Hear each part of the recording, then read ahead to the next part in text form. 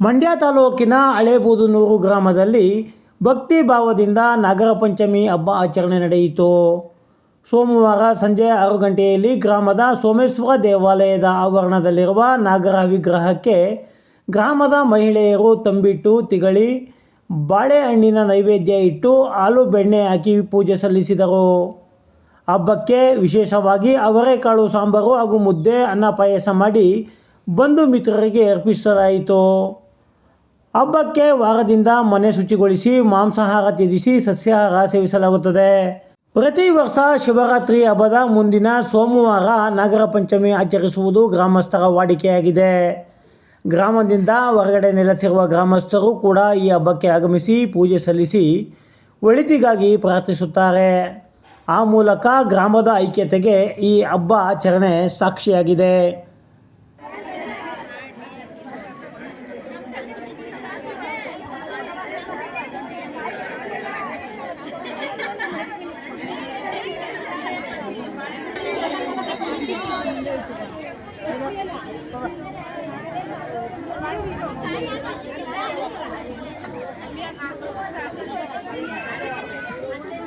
ಇದು ನನ್ನ ತವರೂರಾದಂಥ ಹಳೇಬೂದನೂರು ಗ್ರಾಮ, ಮಂಡ್ಯ ತಾಲೂಕು, ಮಂಡ್ಯ ಜಿಲ್ಲೆಯಲ್ಲಿ ನಾಗರ ಪಂಚಮಿ ಎನ್ನುವಂಥ ಹಬ್ಬನ ಹಲವಾರು ವರ್ಷಗಳಿಂದಲೂ ಕೂಡ ಹಿರಿಯರ ಕಾಲದಿಂದಲೂ ಕೂಡ ಈ ಹಬ್ಬನ ಆಚರಣೆ ಮಾಡ್ಕೊಂಡು ಬರ್ತಾ ಇದ್ದಾರೆ.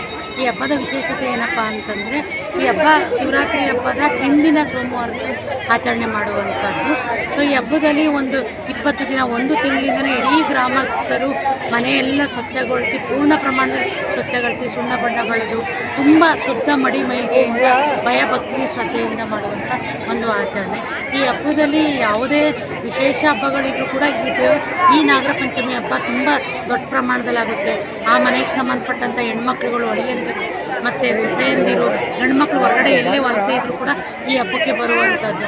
ಈ ಹಬ್ಬದ ವಿಶೇಷತೆ ಏನಪ್ಪ ಅಂದರೆ, ಹಸಿ ಅಕ್ಕಿ ತಂಬಿಟ್ಟು ಮತ್ತು ತಿಗ್ಲಿ ಅಂತೇಳಿ ಎಳ್ಳಿಂದ ಬೆಲ್ಲ ಬೆಳೆಸಿ ಮಾಡುವಂಥದ್ದು, ಮತ್ತು ಬಾಳೆಹಣ್ಣನ್ನು ದೇವರಿಗೆ ತರುವಂಥದ್ದು. ಜೊತೆಗೆ ಇಲ್ಲಿ ಹಾಲು ತುಪ್ಪನ ನಾಗರ ಕಲ್ಲಿಗೆ ತನಿ ಇಟ್ಟು ಅದು ಹೊಸ ಬಟ್ಟೆಗಳನ್ನ ಕೆಲವರು ಹರಕೆ ಮಾಡ್ಕೊಂಡಂಥವ್ರು ಬಟ್ಟೆಗಳನ್ನ ಇಟ್ಟು ಹರಕೆನ ತೀರಿಸುವಂಥದ್ದು.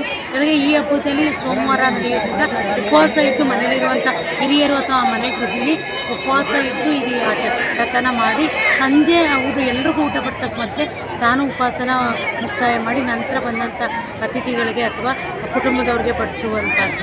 ಈ ಹಬ್ಬದಲ್ಲಿ ತುಂಬ ಇಡೀ ಊರವರೆಲ್ಲರೂ ಕೂಡ ಒಗ್ಗಟ್ಟಿನಿಂದ ಯಾವುದೇ ಜಾತಿ ಭೇದಗಳಿಲ್ಲದಂತೆ ಒಪ್ಪರಲಿಂದ ಈ ಹಬ್ಬನ ಆಚರಿಸುವಂಥದ್ದು. ಈ ಹಬ್ಬದ ಮತ್ತೊಂದು ವಿಶೇಷತೆ ಏನಂದರೆ, ಹಬ್ಬ ಆಚರಣೆಗೂ ಮುನ್ನ ಯಾವಾಗ ಮನೆನ ಸ್ವಚ್ಛಗೊಳಿಸೋಕ್ಕೆ ಪ್ರಾರಂಭ ಮಾಡ್ತಾರೋ ಅವತ್ತಿಂದನೂ ಇವತ್ತು ಹಬ್ಬ ಆಚರಣೆವರೆಗೂ ಕೂಡ ತುಂಬ ಸಸ್ಯಾಹಾರನೇ ಸೇವಿಸಿ ಮಾಂಸಾಹಾರನ ನಿಷೇಧ ಮಾಡಿ ತುಂಬ ಭಯಭಕ್ತಿಯಿಂದ ಮಾಡುವಂಥದ್ದು.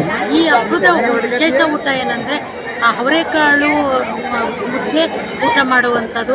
ಈ ಸಾಂಬಾರಿಗೆ ಕುಂಬಳಕಾಯಿ ಮತ್ತು ಅವರೆಕಾಳು ಕಡ್ಡಾಯವಾಗಿ ಬಳಸುವಂಥದ್ದು. ಮತ್ತು ಬಂದಂಥ ಎಲ್ಲ ಅತಿಥಿಗಳಿಗೂ ಬಾಳೆಹಣ್ಣು ಮತ್ತು ಹಸಿ ಅಕ್ಕಿ ತಂಬಿಟ್ಟು ತಿಗ್ಲಿನ ಕೊಡುವಂಥದ್ದು ಈ ಹಬ್ಬದ ವಿಶೇಷತೆ.